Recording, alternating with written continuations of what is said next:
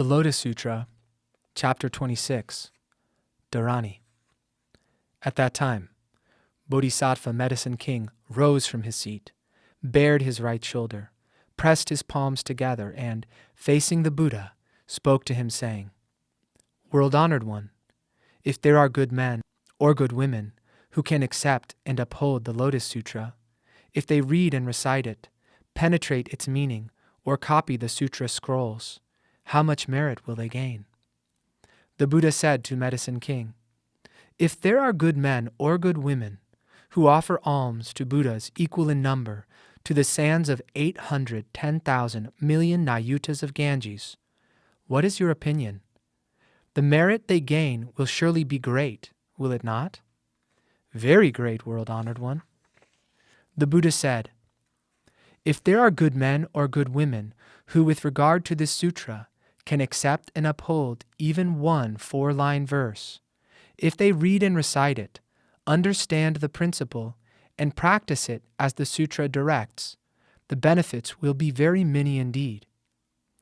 At that time, Bodhisattva Medicine King said to the Buddha, "World-honored one, I will now give to those who preach the law Dharani spells, which will guard and protect them." Then he pronounced these spells. Anye manye mane mamane chite charite shame shamitave shante mukte mukta tame same ave shame sama same kshaye akshaye akshini shante shami dharaniya loka bashe pratya vekshani naviste abhyantara naviste hatyanta pari shudi ukule mukule arade parade shukakshi asama same buddha vilokite dharma parekshite samganir goshani baya baya shodani mantre mantrakshayate ruta rukalshaye akshaya vanataya abalo amanyanataya. World-honored one, these Dharanis, these supernatural spells, are pronounced by Buddhas equal in number to the sands of 62 million Ganges. If anyone should assault or injure these teachers of the law, then he will have assaulted and injured these Buddhas. At that time, Shakyamuni Buddha praised Bodhisattva Medicine King, saying, "Excellent, excellent Medicine King. You keep these teachers of the law in your compassionate thoughts, shield and guard them, and for that reason you pronounce these Dharanis. They will bring great benefit to living beings." At that time, Bodhisattva Brave Donor said to the Buddha, "World-honored one, I too will pronounce Dharanis to shield and guard those who read, recite, accept, and uphold the Lotus Sutra. If a teacher of the law acquires these Dharanis, then although yakshas, rakshasas, putanas, krityas, kumbhandas, or hungry spirits should spy out his shortcomings and try to take advantage of them, they will be unable to do so. Then in the presence of the Buddha he pronounced these spells. Jvale mahajvale uke muke ade adavati nritye nrityavati itini vitini chitini nrityani nrityavati. World-honored one, these Dharanis, these supernatural spells, are pronounced by Buddhas equal in number to the sands of the Ganges, and all of them respond with joy. If anyone should assault or injure these teachers of the law, then he will have assaulted and injured these Buddhas." At that time, the heavenly king Vaishravana, protector of the world, said to the Buddha, "World-honored one, I too think compassionately of living beings, and shield and guard these teachers of the law, and therefore I pronounce these Dharanis." Then he pronounced these spells. Ate nate nunate anado nadi kunadi. World-honored one, with these supernatural spells I shield and guard the teachers of the law, and I will also shield and guard those who uphold this sutra, making certain that they suffer no decline or harm within the area of 100 yojanas. At that time, the heavenly king, upholder of the nation, who was in the assembly along with a host of thousands, 10,000s, millions of Nayutas of Gandharvas, who surrounded him and paid him reverence, advanced to the place where the Buddha was, pressed his palms together, and said to the Buddha, "World-honored one, I too will employ Dharanis, supernatural spells, to shield and guard those who uphold the Lotus Sutra." Then he pronounced these spells. Agane gane gari gandari chandali matangi janguli vrusani agasti. World-honored one, these Dharanis, these supernatural spells, are pronounced by 42 million Buddhas. If anyone should assault or injure these teachers of the law, then he will have assaulted and injured these Buddhas.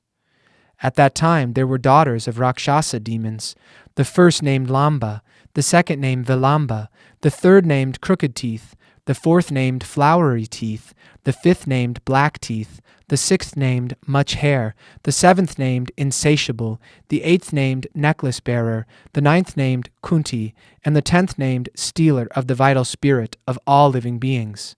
These 10 Rakshasa daughters, along with the mother of devil children, her offspring, and her attendants, all proceeded to the place where the Buddha was and spoke to the Buddha in unison, saying, "World-honored one, we too wish to shield and guard those who read, recite, accept, and uphold the Lotus Sutra, and spare them from decline or harm.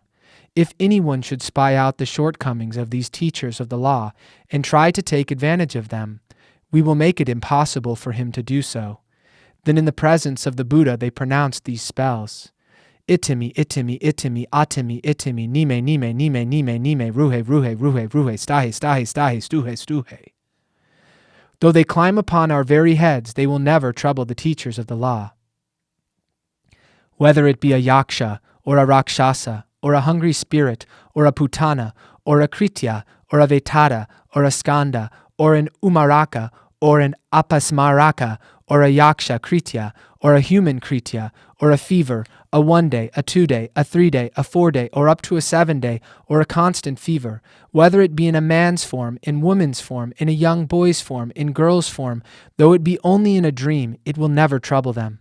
Then in the presence of the Buddha they spoke in verse form, saying, "If there are those who fail to heed our spells, and trouble and disrupt the preachers of the law, their heads will split into 7 pieces, like the branches of the arjaka tree.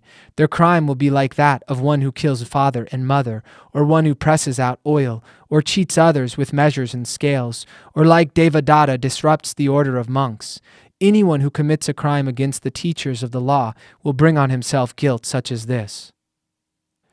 After the Rakshasa daughters had spoken these verses, they said to the Buddha, "World-honored one, we will use our own bodies to shield and guard those who accept, uphold, read, recite, and practice this sutra.